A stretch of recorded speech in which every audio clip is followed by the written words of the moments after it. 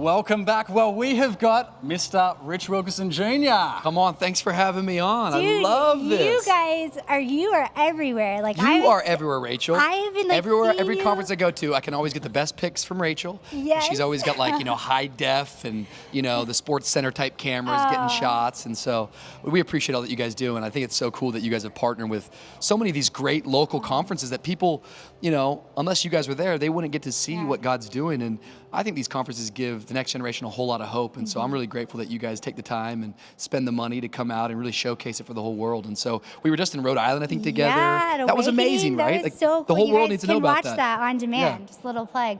And so you're starting VU Church. We're 10 months in. Wow. And, how has it been? Like, that's going to be the craziest thing. Man. And I know because, my parents started Daystar and, your dad started Trinity. And so it's a big step to kind of launch on your own and, it really do that. is. Like, how has that been going? I think that it's been, I kind of mentioned a little bit tonight up front, it's been the best thing and also the hardest thing. Yeah.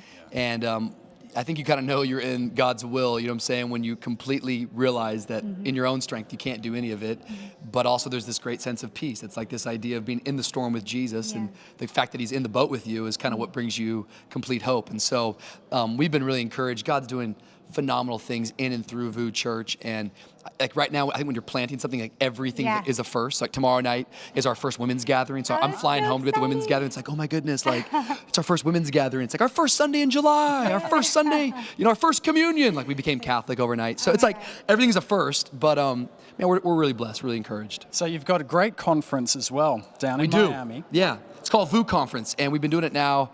I think this is our 7th or 8th year, and we do it at this really cool theater called the Jackie Gleason Fillmore Theater. It's amazing. Every year, you came a few years ago. I love when you're there. I've been there as she well. Walks in, you've been. Planet Shakers were there like a few years ago, I think. Yes, you guys came. I think you guys might have been there our first year. We went in to the Fillmore, which that was a big step of faith. And every year, man, it just gets better and better. And God's so encouraging. So you got so much going on. I don't think this guy ever sleeps. Come on. I don't know how you do it. Well, you could ask Mao. I fell asleep on the airplane for 2 hours. I wasn't proud of it, but I did it. No, I'm kidding. But something you said tonight, and tell our viewers, if this is something really key to your ministry, both as a local church, as an international speaker. I mean, I've heard you preach in Melbourne, Australia, like plenty of places all around the world. But you said something that really jumped out to me, and that is alignment is more important than assignment. Yeah, I just think it's a life principle. I can't remember where I heard that. I think maybe Pastor Keith Kraft. He's a good family friend of ours, and there's so much wisdom that he's kind of dropped in my life throughout the years. I can't remember the first time I heard that statement, but it's become something that we've adopted as a value in our home. And the idea is that, like, I don't know what I'm always going to be doing, but I know that who I'm doing with it is what matters most to me. And so I think life is about relationships. Life's first about our vertical relation with God, but then after that, Jesus came and fixed not just our vertical relationship, he also came and fixed our horizontal relationships. And for me, the greatest treasure in life is the people I get to spend it with. And so like VU Church is really cool what God's doing, but the best part is like the people that are on the journey, you know what I'm saying? And right now I'm traveling, I got 2 of my dearest friends with me, and like it's fun to be here at Gateway, and what an amazing church, and my faith is inspired, but it makes it that much better. I get to share it with some guys that I'm on the journey of faith with. And so I just think people need that. Like, you know what it's like kind of being in ministry. It gets busy and it gets challenging. You got to make sure that you're keeping your soul refreshed. And I think a big part of that is who you're doing life with. Yeah, and I loved your message tonight. It was so relevant. I was saying earlier, like, you always have a new message. Like, I haven't learned any of your messages You're a legend. yet. I love because you always have a new one, at least the ones you air on Daystar. You kind of have to do that if you pastor a church. They kind of make you write new ones every week. I thought I could just do the same one all year, but turns out people don't show back up. So, but But the one you did tonight was so relevant, especially to what's going on. There's so much bad news that's going on. I think that's, I think you can't really appreciate the gospel until you understand really what it is that Jesus saved you from.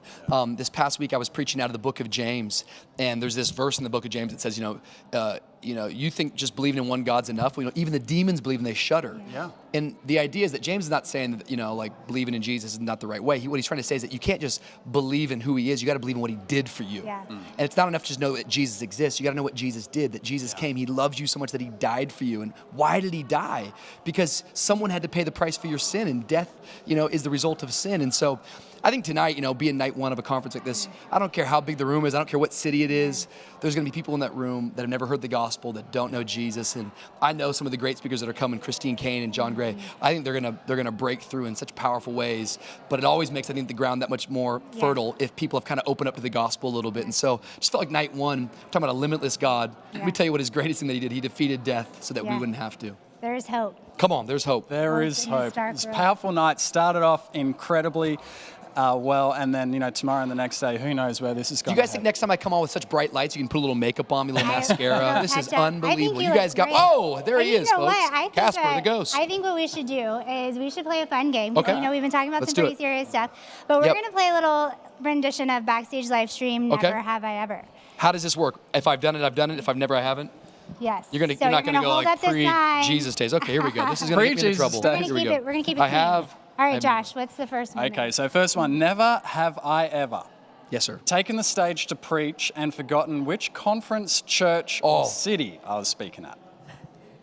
I definitely have. I feel like I was here 2 years ago. I don't know if I missed the conference, but I get my days wrong. So I think I was here last time. I was like, how we doing Thursday night? It's like, it's Wednesday. I'm like, I apologize. So yes, I've definitely probably done that. Oh my gosh, that would be so nerve-wracking. You do so many, keeping them all straight in your head. Okay, the next one.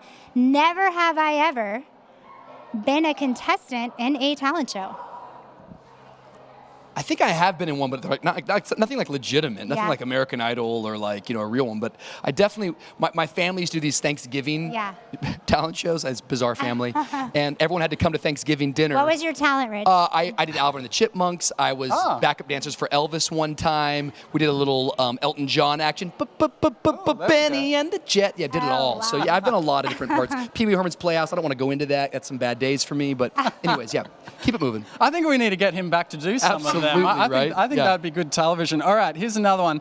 Never have I ever lost my voice cheering at a Miami Heat basketball. Oh my goodness! I wish I could say I have, but I never have lost it. Oh no! But I have preaching the gospel. Oh, there Jesus, we go. Jew. Oh, we know where his heart is. We know where his heart is. All right, never have I ever fallen asleep in church. Oh my gosh! Of course I have. I think you could answer that. I think. Pastor's come on. kid, Yeah, DK, That's like. Praise God. I think I fell asleep one time while I was preaching. It was so boring. Praise God. All right, I got one more. Never have I ever had an embarrassing moment while filming Rich in Faith. Oh, we had plenty of embarrassing moments. I'm trying to think what the best one was. They threw a birthday party for me. I had like 50 people show up for the birthday party. We saw that one. Yeah, and it got rained out, and so all of my guests were like, it was bad, but they figured it out. But I had a lot of them. I saw that episode. I think Dawn Shree did a really great job putting all that together. She did? And hey, it worked out in She's an angel. She's not of this earth. If you're watching, earth. Dawn Shree, hi, we love you. She's just the cutest. She's like the nicest person. She's the best person. I could never imagine her ever being upset. She's just constantly She doesn't get upset at anyone other than me. And happy. No, she's perfect. She really is. She's a legend. And babe, if you're watching right now, I can't wait for Voo Girl tomorrow night. We're gonna have the best time ever. Ladies' night. Rich, stop. Sorry. All right. Well, thank you so much. Thank you guys for letting me come on. Thanks for all that you do. It's such an honor to have you.